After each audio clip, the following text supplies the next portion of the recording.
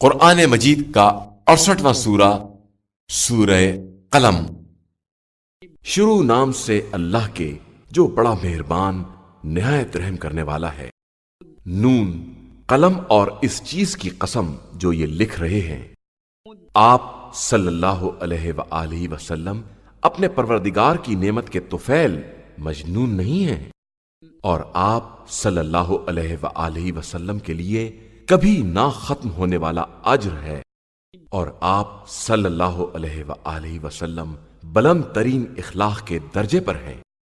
ان قریب آپ صلی اللہ علیہ وآلہ وسلم بھی دیکھیں گے اور وہ بھی دیکھ لیں گے کہ دیوانہ کون ہے۔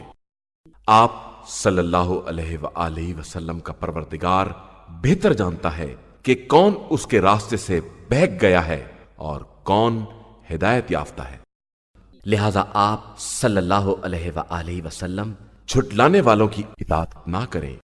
یہ چاہتے ہیں کہ آپ صلی اللہ علیہ وآلہ وسلم ذرا نرم ہو جائیں تو یہ بھی نرم ہو جائیں، اور خبردار آپ صلی اللہ علیہ وآلہ وسلم کسی بھی مسلسل قسم کھانے والے ذلیل، عیب جو اور اعلیٰ درجے کے چغل خور، مال میں بے حد بخل کرنے والے، تجاوز گر، گناہ گار، بد مزاج اور اس کے بعد بد نسل کی اطاعت نہ کریں، صرف اس بات پر کہ یہ صاحب مال و اولاد ہے۔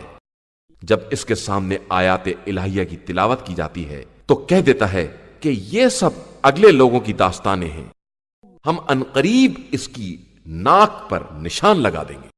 ہم نے ان کو اسی طرح آزمایا ہے جس طرح باغ والوں کو آزمایا تھا جب انہوں نے قسم کھائی تھی کہ صبح کو پھل توڑ لیں گے اور انشاءاللہ نہیں کہیں گے، تو خدا کی طرف سے راتوں رات ایک بلا نے چکر لگایا جب یہ سب سو رہے تھے، اور سارا باغ جل کر کالی رات جیسا ہو گیا۔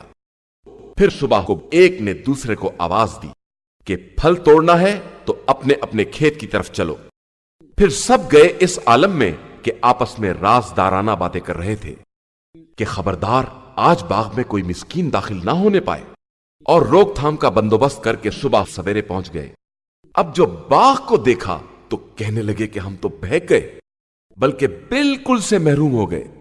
تو ان کے منصف مزاج نے کہا کہ میں نے نہ کہا تھا کہ تم لوگ تسبیح پروردگار کیوں نہیں کرتے؟ کہنے لگے کہ ہمارا رب پاک و بے نیاز ہے اور ہم واقعاً ظالم تھے۔ پھر ایک نے دوسرے کو ملامت کرنا شروع کر دی، کہنے لگے کہ افسوس ہم بالکل سرکش تھے، شاید ہمارا پروردگار ہمیں اس سے بہتر دے دے کہ ہم اس کی طرف رغبت کرنے والے ہیں۔ اسی طرح عذاب نازل ہوتا ہے، اور آخرت کا عذاب تو اس سے بڑا ہے اگر انہیں علم ہو۔ بے شک صاحبان تقوی کے لیے پروردگار کے یہاں نعمتوں کی جنت ہے۔ کیا ہم اطاعت گزاروں کو مجرموں جیسا بنا دیں؟ تمہیں کیا ہو گیا ہے؟ کیسا فیصلہ کر رہے ہو؟ یا تمہاری کوئی کتاب ہے جس میں یہ سب پڑھا کرتے ہو کہ وہاں تمہاری پسند کی ساری چیزیں حاضر ملیں گی؟ یا تم نے ہم سے روز قیامت تک کی قسمیں لے رکھی ہیں کہ تمہیں وہ سب کچھ ملے گا جس کا تم فیصلہ کرو گے؟ ان سے پوچھئے کہ ان سب باتوں کا ذمہ دار کون ہے؟ یا ان کے لیے شرکا ہیں؟ تو اگر یہ سچے ہیں تو اپنے شرکا کو لے آئیں۔ جس دن پنڈلی کھول دی جائے گی اور انہیں سجدوں کی دعوت دی جائے گی اور یہ سجدہ بھی نہ کر سکیں گے، ان کی نگاہیں شرم سے جھکی ہوں گی، ذلت ان پر چھائی ہوگی، اور انہیں اس وقت بھی سجدوں کی دعوت دی جا رہی تھی جب یہ بالکل صحیح و سالم تھے۔ تو اب مجھے اور اس بات کے جھٹلانے والوں کو چھوڑ دو، ہم عنقریب انہیں اس طرح گرفتار کریں گے کہ انہیں اندازہ بھی نہ ہوگا۔ اور ہم تو اس لیے ڈھیل دے رہے ہیں کہ ہماری تدبیر مضبوط ہے۔ کیا آپ صلی اللہ علیہ وآلہ وسلم ان سے مزدوری مانگ رہے ہیں جو یہ اس کے تاوان کے بوجھ سے دبے جا رہے ہیں؟ یا ان کے پاس کوئی غیب ہے جسے یہ لکھ رہے ہیں؟ اب آپ صلی اللہ علیہ وآلہ وسلم اپنے پروردگار کے حکم کے لیے صبر کریں اور صاحب ہود جیسے نہ ہو جائیں جب انہوں نے نہایت غصے کے عالم میں آواز دی تھی کہ اگر انہیں نعمت پروردگار نے سنبھال نہ لیا ہوتا تو انہیں چٹیل میدان میں برے حالوں میں چھوڑ دیا جاتا۔